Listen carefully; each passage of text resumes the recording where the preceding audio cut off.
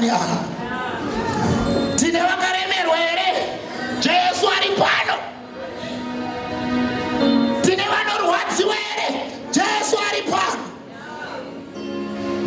Tine vari kuti upenyu hwarema mufundisi, nzira yarema, imba yarema, kubasa kwarwadza. Jesu ari pano. Mudzori wetariro ari pano. Munyaradzi wanochema ari pano. Murapi wanorwara ari pano. Ari pano.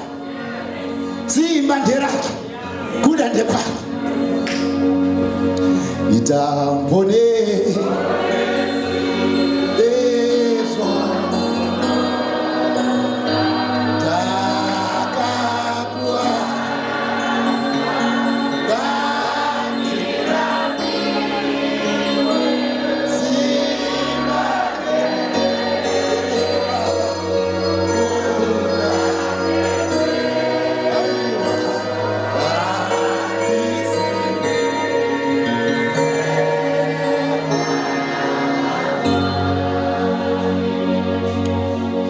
zvinotibvisa nekutikuwadza zvinowanda.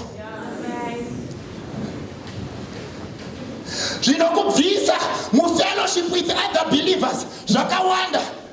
And I want to warn something. The moment you deny yourself fellowship with other believers, you are denying yourself fellowship with Christ. You are denying